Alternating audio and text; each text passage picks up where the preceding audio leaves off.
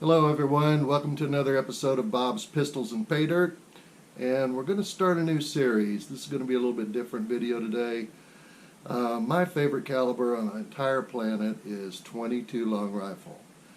So I want to do just a little mini series on some .22 long rifle firearms that I have, some pistols and rifles.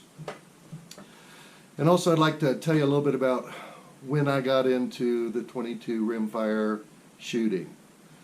A little backstory on me. I'm a really old guy, and I was born in the 50s. And in the 50s, they didn't have ultrasound, sonograms, stuff like that. It was kind of a crapshoot. You had no idea if you were having a boy or a girl until the grand opening, I'll put it that way. But my dad was so much of a believer that he was going to have a son that he actually went and bought me a .22 rifle a week before I was even born. And I've got it with me today. I'll let you take a look at it. She's a beauty. It's a little Winchester. It's model 61A, I believe. Let me just take a look here. 67A. So this would have been a youth model back in the day. It's a single shot. So this rifle is, I had it a week before I was born. And we're going to do some shooting videos with it. We're going to do some shooting videos with .22 as this little series progresses. But yeah, .22 long rifle, my favorite caliber. I know a lot of people out there go, 357 mag, 40 Smith & Wesson, 500 Smith & Wesson, you know, all the big bores and stuff. But truthfully, I have the most fun shooting .22s. Also, do another little reveal here. This is a this was my first pistol that I ever owned. It's a little bitty guy. It's a Ruger Bearcat. I'll turn it over for you. And I always wanted to shoot pistols. And when I first got this thing, I couldn't hit the broadside of a barn if I was standing inside the barn. Okay. But as time went on, I learned a little bit more about shooting pistols. I've got a little holster rig that I had for it. I'll break that out when we go to shooting this one at the range. But I think then my waist size was maybe a 22. It's not a 22-inch waist anymore. So I got it when I was a pretty young guy. Yeah, a little bit about me. When I grew up, I had two older sisters. My dad just knew that, hey, we're going to have a boy this time, and sure enough, they did, so that was great. I started shooting a lot when the kids around me, we were raised in the country, and when the kids around me were getting BB guns and stuff, I was like begging my dad, hey, give me a BB gun, give me a BB gun, and he'd always say, no, BB guns are more like toys, we're going to get you a pellet gun. So my actual shooting experience started with a pellet rifle, a Benjamin pellet rifle, single shot, and living on a farm. We didn't have a lot. It was a small farm. It was a really old two-story farmhouse. We did not have electricity. We did not have plumbing. That's the way it started out. Over the years, we ended up getting, I believe it was electricity first. I think we got electricity first, and then later on we got plumbing. And yeah, that's kind of my upbringing. So, as a kid growing up, pretty much we had 5 in our family: 2 older sisters, myself, and mom and dad. And we raised lots of vegetables, fruits. My mom canned them all. We hunted a lot. We ate everything we shot. And we raised cattle and swine and stuff like that. So we'd take those to market. And a lot of people these days can't understand what it would be like to live without electricity or to live without plumbing for a considerable amount of years. And what, you know, it's just a different time in the world. So I thought you'd be interested in maybe seeing those firearms, and what I want to do now is take a short break. We're going to go into the shop. I'm up here at the Ranchito today, you can tell. And going to the shop, we're going to talk a little bit about the 22 cartridge, how it started, where it started, what it's evolved to, and just have a little discussion on that. And then next video, boom, we're going to start with this little girl. I have shot hundreds, if not thousands, of rabbits, squirrels, all kinds of game animals with this, and they've all made it to the dinner table too. So haven't shot it in a while, but we're going to go out and shoot it. See you in a minute at the examination table.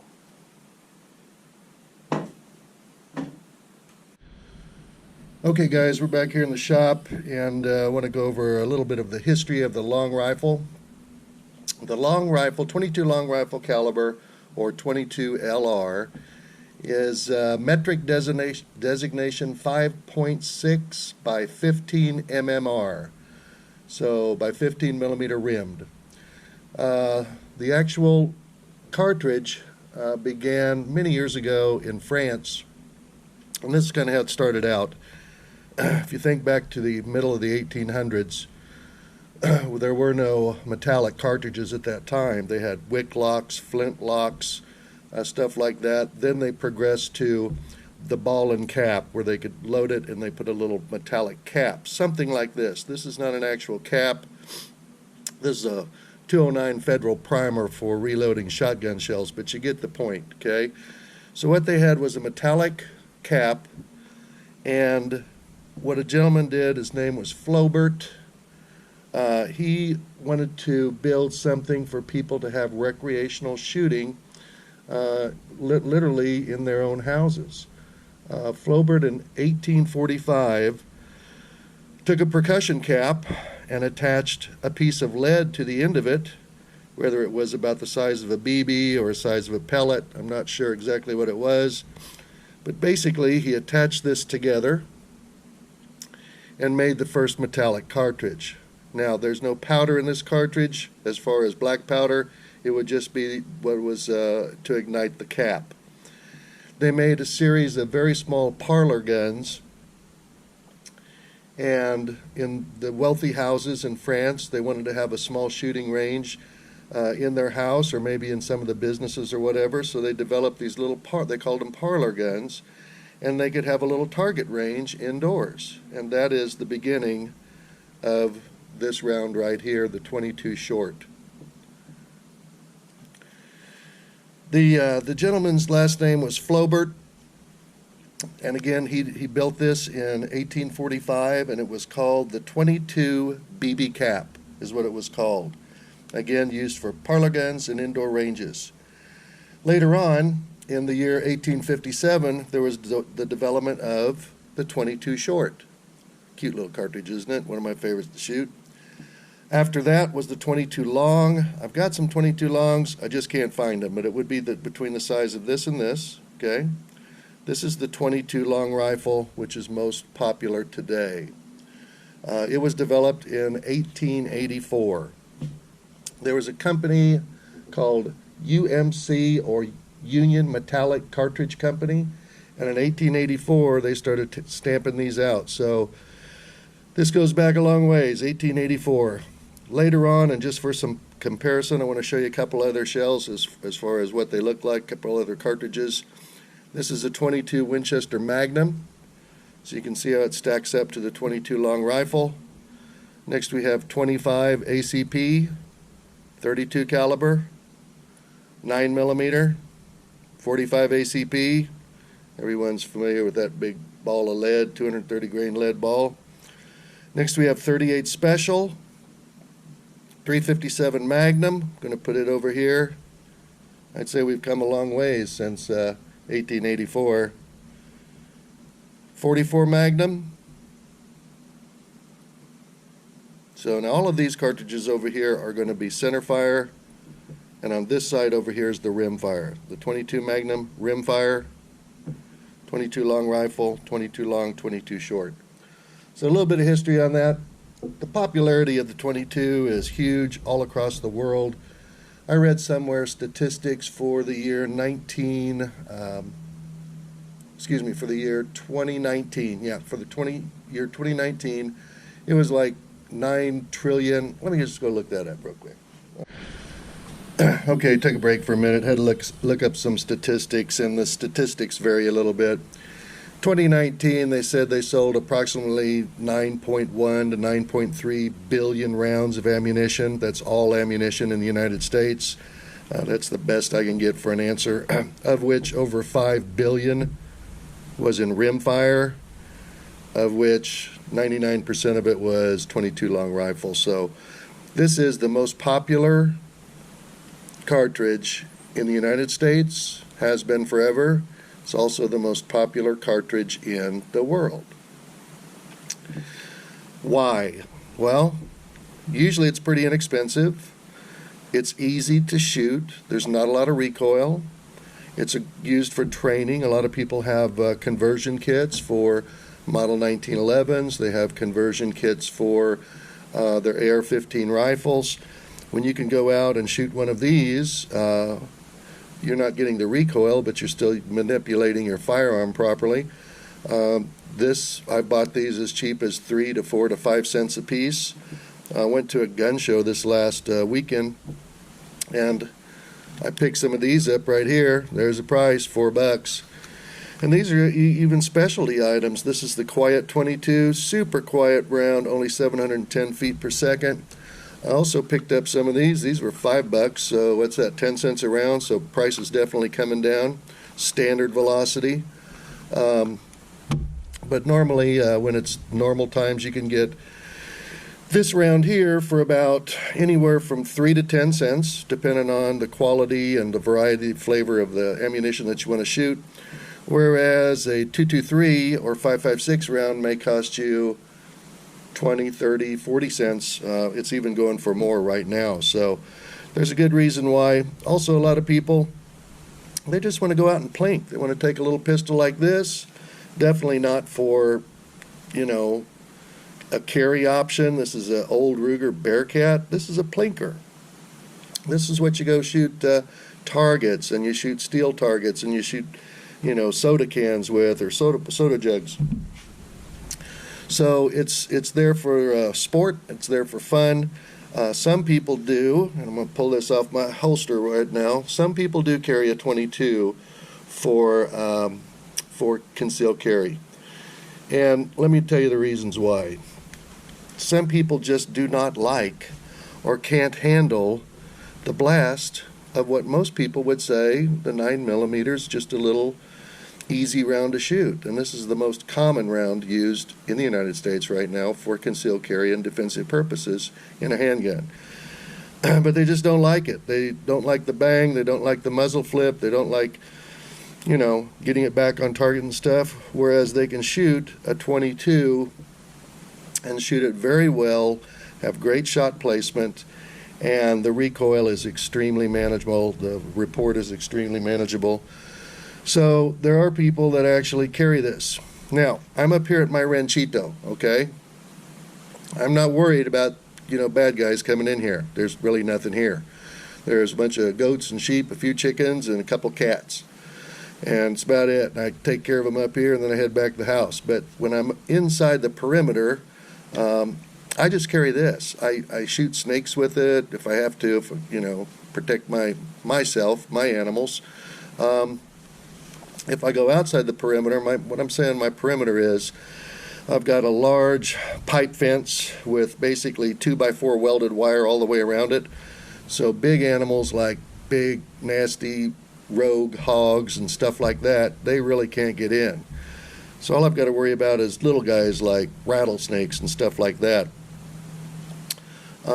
Outside the perimeter, when I go down to the range or go on the property, then I carry this guy, .357 Magnum revolver, because, if I got a big old hog out there or a problem, I want to be able to at least have a chance. Let's see, other reasons why people shoot them. Really, because they're fun. You want to go out, train somebody, teach them how to shoot. This is what you start with. They're just a lot of fun to shoot, and They also take a lot of game. A lot of people hunt with these. They hunt with them for all the small game, where they're legal to hunt for them with small game. Rabbits, squirrels, whatever. It's amazing what this cartridge has taken. This cartridge has taken pretty much, I think, about every animal on the world.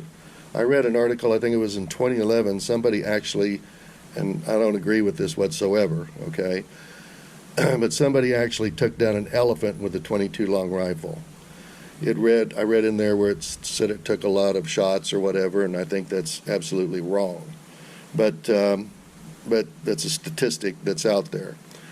There's the old story of a lady in Alaska, and I'll just have this from memory. I don't know all the details, but I remember she had 22 longs, and she had a rifle, and she was out hunting for small game, just a handful of shells, and this was I think it was an older lady. Somebody probably can leave some comments on it, but this is a true story, at least it's a story, that she actually took down a big grizzly bear with one shot to the head with one of these.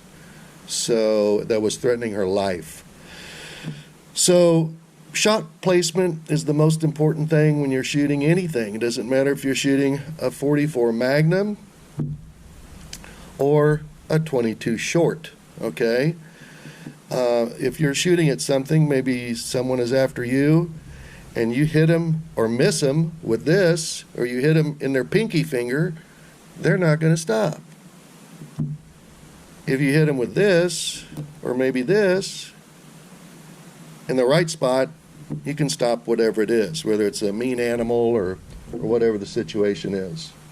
A couple other things about the .22 that I find really interesting are the different variants.